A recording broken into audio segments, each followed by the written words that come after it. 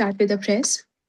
वाञ्छाकल्पतरुभ्यश्च कृपासिन्धुभ्य एव च पतितानां पावनेभ्यो वैष्णवेभ्यो नमो नमः। हे कृष्णा करुणा सिन्धु दीनबन्धु जगत्पते गोपेश गोपिका कान्ता राधा कान्ता नमस्तुते। तप्त कांचना गौरांगी राधे वृंदावनेश्वरी वृषभानुसुते देवी प्रणमामि हरिप्रिये। जय श्री कृष्ण चैतन्य प्रभु नित्यानंद श्री अद्वैत गदाधार श्रीवासादि गौर भक्त वृंदा। हरे कृष्णा कृष्ण कृष्णा हरे हरे, हरे Rama Ram Ram Hare Hare. Hare Krishna, Hare Krishna, everyone. Thank you for joining in. Actually, thank you for cooperating so much. The meeting's timings here are getting changed, revised. So making जैसे time मिला, so I thought I'll just talk with you for half an hour. Today's topic, actually what I wanted to talk is not for the Bhagavad Gita shloka, पर कल नरसिम्हा जयंती है। नरसिम्हा, आप लोग में किसी नाम सुना है नरसिम्हा का पहले? नरसिम्हा? हाँ जी, सुना है मतलब। आपने सुना है? Very nice. I was wanting to hear from the new devotees only. Narasimha, नर मतलब ह्यूमन और सिम्हा मतलब टाइगर, सिंह है, ठीक है ना। तो ये आधा नर और आधा सिंह के फॉर्म में ये कौन सा अवतार है, और ये ऐसा भयावह अवतार है। और इस अवतार की हम पूजा कैसे कर सकते हैं, हम कैसे इसकी आराधना कर सकते हैं, हम कैसे भक्ति कर सकते हैं। तो एक बार एक भक्त ने पूछा था प्रभुपाद जी से कि ये इतना डरावना दिखते हैं, तो हम इनकी पूजा कैसे कर सकते हैं, इनको ऑल्टर में हम कैसे रख सकते हैं, ये तो हमको खुद को ही समझ नहीं आ रहा। तो प्रभुपाद जी ने कहा था, जो शेर होता है ना, तो शेर का बच्चा कभी शेर से नहीं डरता, पर शेर का जो दुश्मन होता है वो उसके भयावह रूप से डरता है। तो इसी प्रकार से जो नरसिम्हा भगवान है, वो अपने भक्तों की रक्षा करते हैं, और उनके जो भक्त होते हैं वो इस भयावह रूप से नहीं डरते, क्योंकि जो भक्तों के लिए कोई भी हानि पहुंचाने का कार्य करता है, तो ये उनको डराने के लिए है। शेर का ऐसा रूप अपने बच्चे के लिए नहीं होता, ये तो एनिमी को डराने के लिए होता है। वैसे नरसिम्हा भगवान अपने भक्तों पर कोई भी हानि होते हुए नहीं देख सकते हैं। कोई भी, जैसे होते हैं ना, कभी कभी कहते हैं ना कि नजर लग गई, ऊपर की हवा लग गई, कोई जंतर मंतर जादू टोना किसी ने कर दिया, या डर लग रहा है किसी चीज का, बहुत डर लग रहा है, या बीमार है तो बीमारी की वजह से इनकॉन्फिडेंस आ जाता है, हमें डर सताता है, तो तुरंत फिर हमें नरसिम्हा भगवान का ध्यान करना है। नरसिम्हा भगवान का ध्यान करने से वो हमें प्रोटेक्शन देते हैं। और जो भक्त हैं उनको नरसिम्हा भगवान का ध्यान इसलिए करना है कि जिससे कि भक्ति में कोई विघ्न ना पड़े।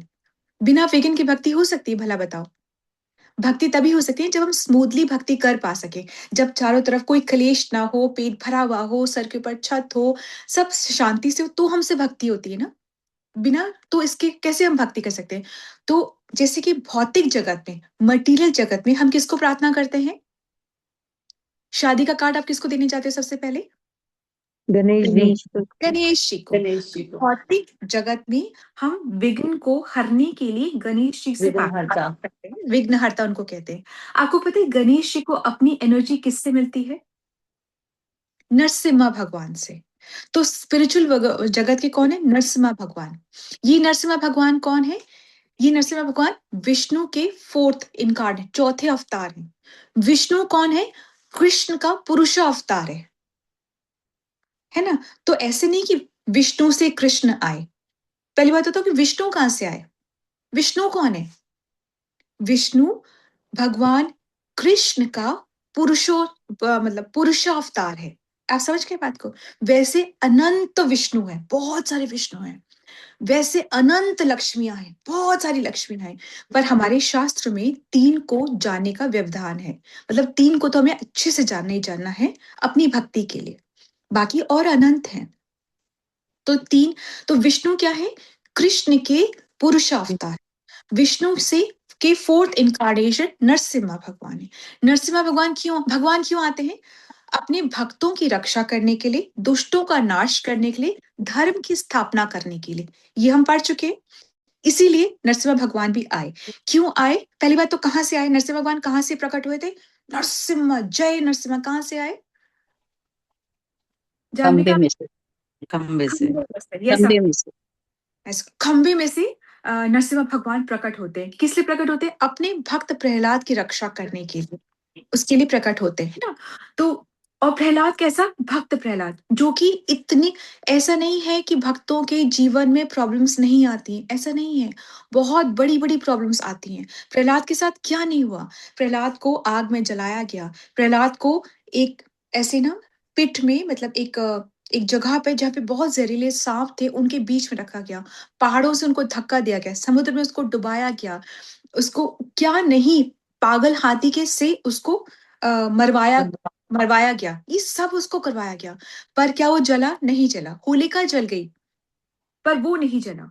इस तरीके से क्यों? क्योंकि वो हर वक्त उसको फेथ के साथ, वो बस भगवान को भजते जा रहा था, भजते जा रहा था। उसने ये नहीं सोचा कि चलो उस देवी देवता के पास चला जाता हूँ। चलो, उसके तो फादर खुद उससे कह रहे थे कि तुम मेरी पूजा करो, मेरी भक्ति करो। तो उसने अपने फादर को क्या कहा? क्योंकि उसको सत्य का ज्ञान था, तो उसने अपने फादर को समझाया कि नहीं पिताजी, विष्णु की भक्ति करनी है। आप भी विष्णु की भक्ति करो।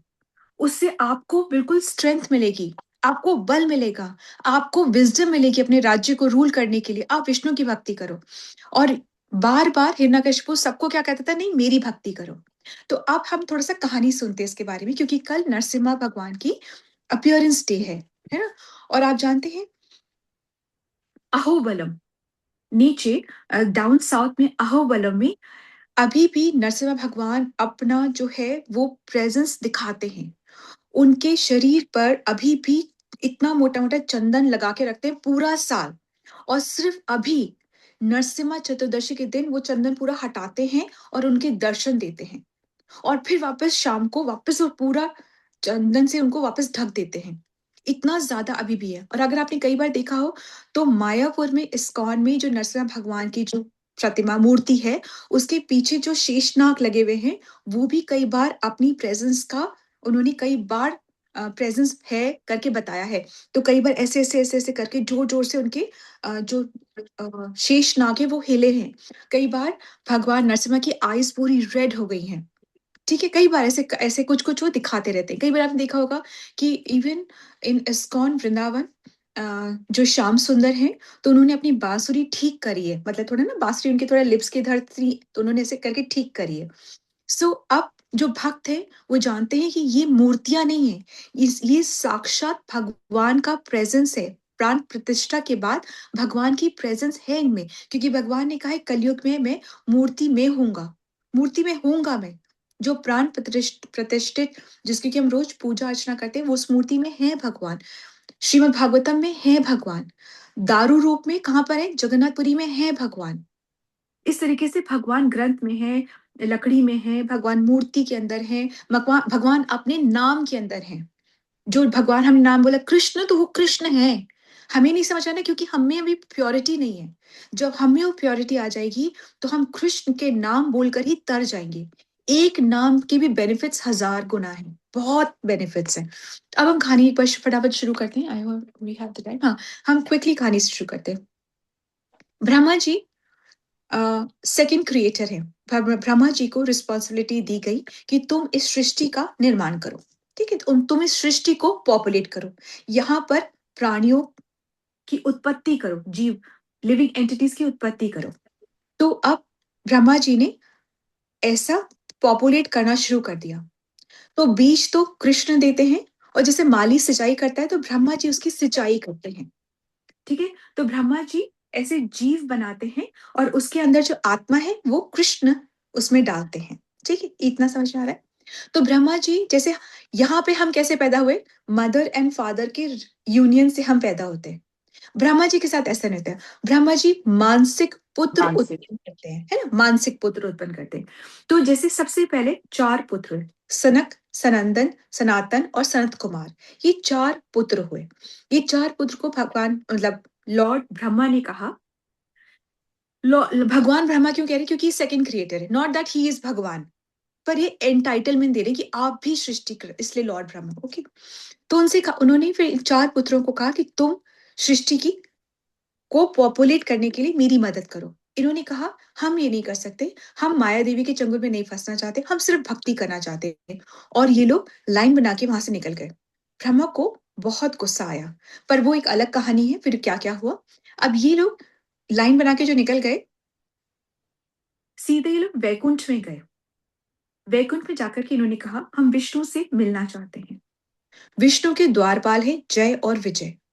द्वारपाल ने सोचा ये बच्चे हैं, डिस्टर्ब करेंगे। उन्होंने कहा कि नहीं, अभी ही इज रेस्टिंग, अभी नहीं मिल सकते। इनके पास बहुत ज्ञान था और ज्ञान का इनको दंभ भी था। तो इन्होंने कहा कि ऐसे कैसे हमारा निरादर कर सकते हैं ये लोग, जय और विजय ऐसे हमारा निरादर कैसे कर सकते हैं। तो उन्होंने जय और विजय को श्राप दे दिया कि तुम जाकर के पृथ्वी लोक में जन्म लो। ये सुन के वो बहुत घबरा गए और थोड़ी सी बातें चीतें होने लग गई कि प्लीज मत करिए। उन्होंने कहा हम तो कर चुके हैं, उन्होंने प्लीज माफ कर दिया, हम तो नहीं करेंगे। ये बातचीत होने लग गई। अंदर जो विष्णु लेटे हुए थे, आराम कर रहे थे, वो सुन करके कुछ हल्ला हल्ला हो रहा है, ऐसे सुन करके वो बाहर निकले। बाहर निकल के जब आए तो उनको पता चला कि क्या हो रहा है। अब जो बाहर निकल के आए तो उनकी एक ही अलग है, मैं आपको फिर भी बता रही हूँ। तो अभी तक ये जो सनक सनंदन सनत कुमार, ये जो चारों हैं, ये चारों अभी भगवान के निराकार रूप को मान रहे हैं। जैसे मायावादी मानते हैं ना कि भगवान तो प्रकाश है, जस्ट भगवान तो प्रकाश है, भगवान तो लाइट है। ये अभी उस चीज को मान रहे थे, ठीक है। मायावादी निराकारवादी भगवान को प्रकाश मानना, भगवान को बिना किसी रूप के मांगना कि वो पावर है, वो लाइट है, ऐसे सब मान रहे थे। Which is an insult to God. भगवान कहते हैं, भगवान को इंसल्ट लगती है कि मैं हूं और मुझे अनदेखा कर रहे हो, ये कैसे। और तुम मेरे ही अंश हो, जब तुम्हारे हाथ कान नाक पैर मुंह सब कुछ है तो क्या मेरे नहीं है। So it's an insult to God. पर ठीक है, तो ये लोग अभी निराकारवाद में मानते हैं। पर जब विष्णु बाहर आते हैं, उनके चरणों पे तुलसी रखी हुई है, उस तुलसी के सुगंध को जब सूंघते हैं तो ये निराकारवाद से ये साकारवाद बन जाते हैं। मतलब ये बिलीव करने लग जाते हैं कि नहीं, भगवान is personality, he is a supreme personality. ये बिलीव करते हैं, ठीक है। अब विष्णु बाहर आते हैं और विष्णु बोलते हैं कि क्या बात है, इनको माफ, अब ये माफ तो नहीं कर सकते बिकॉज ये भी बहुत एग्जॉल्टेड डिवोटीज है, बहुत उच्च पद्धति के डिवोटी है। तो नहीं, इनका कहा मैं बिल्कुल मना तो नहीं कर सकता। तो एक ऑप्शन निकालते हैं बीच का, ऐसा करते हैं, या तो आप ऐसा करो, 7 जन्म मेरे भक्त बन करके पृथ्वी पे रहो, या फिर 3 जन्म मेरे दुश्मन बन करके पृथ्वी पे रहो। तो अब इतना 7 जन्म का सेपरेशन तो ये सहन नहीं करना चाहते थे।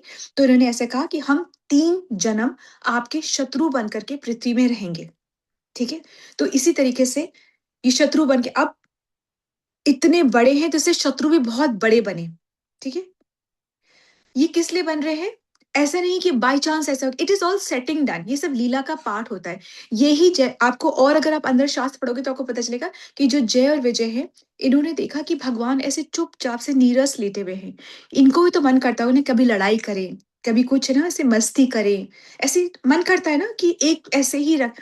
तो उनके रस के लिए, उनके रस के लिए कि उनको भी वीरता का रस का आस्वादन कराने के लिए इन्होंने सोचा कि ऐसा करते हैं। जब ये इन्होंने ऐसा सोचा, वहीं विष्णु को पता चल गया, उनको उनको तो सबके मन की बात पता होती है। तो ये लीला रची गई कि ऐसा होगा तो वैसा होगा, तो तुम मेरे शत्रु बन के नीचे जाओगे, तो फिर मैं तुमसे लड़ाई करूंगा और फिर मुझे वो वीरता का आस्वादन होगा। क्लियर। तो अब ये पहले जन्म में क्या बनते हैं, पहले जन्म में बनते हैं हिरणाक्ष और हिरण्यकशिपु, फिर रावण और कुंभकर्ण, फिर फिर वो एक और बनते हैं, मैं आपको बताती हूँ, दंत वक्र और शिशुपाल। दंत वक्र और शिशुपाल बनते हैं, ठीक है। 3 जन्म ऐसे लेते हैं। तो फर्स्ट जो हिरणाक्ष और हिरण्यकशिपु, दोनों भाई बनते हैं, ठीक है। तो अगर आपने सुना हो, कश्यप मुनि और से शादी हुई थी किसकी, अदिति और दिति की, ये दोनों बहनें थी। अदिति के जितने पुत्र हुए सारे देवता हुए, और दिति के जितने पुत्र हुए सारे राक्षस हुए। तो एनीवे ये बिल्कुल राक्षस, बहुत भयंकर वाले राक्षस बन करके ये लोग पैदा हुए पृथ्वी पर। अब जब पृथ्वी पैदा हुए तो हिरणाक्ष जो था ना, इतना आतंक मचाता था, इतना आतंक मचाता था कि इसने क्या करा, पृथ्वी को ही समुद्र के अंदर डिबो दिया पृथ्वी को, ठीक है, धरती को समुद्र के अंदर डिबो दिया। तो उसको बचाने के लिए भगवान विष्णु ने, विष्णु कौन है, कृष्ण का पुरुष अवतार, तो विष्णु ने वराह देव का अवतार लिया और अपना जो टस्क देखा होगा ना, ऐसे ऐसे टस्क टस्क से पृथ्वी को यूं उठा लिया, समझ गए? अपने टस्क से पृथ्वी को यूं उठा लिया और उसको बचा लिया। पृथ्वी बोलो, भूदेवी बोलो, जब पृथ्वी और इनके टस से जब इनका मिलन हुआ तो इनके पुत्र भी हुआ, ठीक है? फिर जिसका कि जिसकी एक और अगल अलग कहानी है कि जिसका कि नरका जिसकी इसकी एक और अलग कहानी, let's not get into that. Anyway, तो उन्होंने इसको बचा लिया और हिरण्याक्ष को मार दिया। किसने? वराह अवतार ने, मतलब भगवान विष्णु ने वराह अवतार के रूप में हिरण्याक्ष को मार दिया। अब भाई हिरण्याकशिपु बहुत गुस्से में आया कि ये क्या मतलब हुआ, मेरे भाई को मार दिया इन्होंने, ऐसे कैसे हो गया? वो बहुत ज्यादा गुस्से में आया। अब गुस्से में आके उसने कहा मैं विष्णु से बदला लूंगा। ऐसे ले सकते हैं विष्णु से बदला? उसको प्रिपेयर करना था अपने आप को, तो उसने फिर तपस्या करी। 1 साल 2 साल नहीं, 36,000 साल की लंबी तपस्या उसने करी। इतनी तपस्या करी कि उसका से आते आते सब अंदर चली गई थी। उसके शरीर के ऊपर बाम्बी बन गई थी, एंट हिल जिसको बोलते हैं ना। एक पैर पे खड़े होकर ऐसे एकदम हाथ जोड़ के तपस्या की, मुझे तपस्या। और उसकी इधर से अंदर से तप की जो आग है उसके यहाँ ऊपर से निकलती थी और ऊपर के लोकों में पहुंचने लग गई। इस आग की गर्मी से सारे जो देवी देवता थे परेशान होने लग गए, सांस नहीं आ रही थी। फिर वो ब्रह्मा के पास गए, उन्होंने कहा आप कुछ करो, करते क्यों नहीं हो, ये इतना ज्यादा तप कर रहा है, आप रोको इसको, हम सब जल जाएंगे। ब्रह्मा जी आते हैं इसके बाद, क्या बात है, व्हाट इज द प्रॉब्लम, क्या चाहिए तुमको, क्या चाहिए? तो क्या मांगते हैं? जो राक्षस लोग होते हैं वो यही मांगते हैं कि हम कभी ना मरे, हम हमेशा रूल करते रहे, हमें सब कुछ चाहिए और कभी हमारा कुछ खत्म ना। ये राक्षस प्रवृत्ति है, ठीक है? तो उन्होंने कहा मैं मरना नहीं चाहता। तो ब्रह्मा ने क्या कहा कि भाई ऐसा है कि ये वरदान तो मुझे भी प्राप्त नहीं है, मेरी भी जीवन काल है, एक लिमिटेड टाइम है, उसके बाद मैं भी मरूंगा, तो जो मुझे ही पास मेरे पास ही नहीं, मैं तुमको क्या दूंगा, राइट? तो उसने कहा भाई ये तो नहीं दे सकता, कुछ और मांग लो तुम, इसके तो माफ करो। तो उसने कहा तो फिर ऐसा है, पूरी बुद्धि लगाई उसने, फुल बुद्धि लगाई। वो अपने आप को सोचते हैं राक्षस कि मैं भगवान से भी ज्यादा होशियार हूँ, मेरी प्लानिंग उनसे भी ज्यादा ग्रेट होने वाली है, ठीक है? और इसलिए वो समर्पण नहीं करते। तो उसने कहा कि ना ऐसा है कि ना मैं दिन में मरूं, ना रात में, ना सुबह ना शाम, ना अस्त्र से ना शस्त्र से, ना मनुष्य से, ना पशु से, मैं किसी से ना मरूं। उसने अपने हिसाब से सारा कुछ तिकड़म लगा ली कि मैं बिल्कुल भी ना मरूं। ठीक है, तथास्तु बोल दिया। ब्रह्मा जी हमेशा ऐसे कार्य करते हैं कि दे देते हैं और फिर उसको रेक्टिफाई करना पड़ता है विष्णु को। ऐसे बहुत बार वो वरदान दे देते हैं जिससे जिसमें भी वो खुद ही फंस जाते हैं कि क्या कर दिया, और फिर विष्णु को आना पड़ता है उनको संभालने के लिए।